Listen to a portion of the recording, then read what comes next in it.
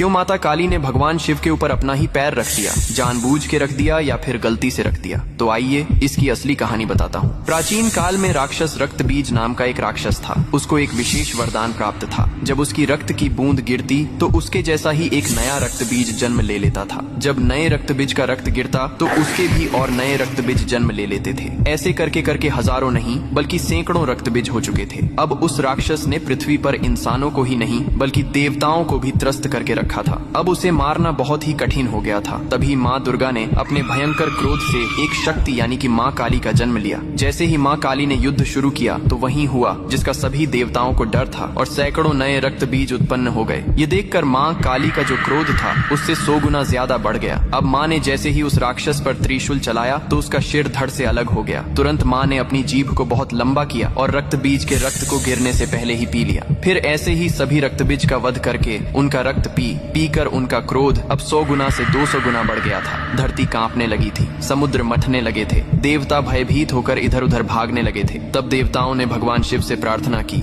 हे महादेव, आप ही माता काली के संताप को शांत कर सकते हैं। शिव ने देवताओं की पुकार सुनी और माँ काली के सामने युद्ध भूमि में पहुंच गए। लेकिन माँ अपने तांडव में इतनी लीन थीं कि उन्होंने शिव को भी नहीं देखा। तभी भगवान शिव ने स्वयं माता के चरणों में लेट गए। जैसे ही माँ काली का पैर अनजाने में शिव के सीने पर पड़ा, तुरंत उनका क्रोध शांत हो गया। उन्होंने नीचे देखा तो अपने प्रिय पति शिव थे। यह देखकर उनकी जीभ शर्मिंदगी से बाहर निकल आई। इसके बाद शिव ने मुस्कुराते हुए कहा, हे माँ, तुम्हारा यह रूप सृष्टि के संतुलन के लिए था, लेकिन यह रूप अब धरती पर बहुत धाम से पूजा जाएगा। यही कारण है कि तस्वीर में और मूर्तियों में माँ काली को शिवजी पर खड़े हुए दिखाया जाता है, जो बहुत ही शुभ माना जाता है।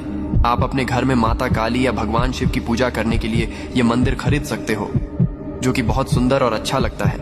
यहाँ टाइप करके आज ही अपने घर मंगाए।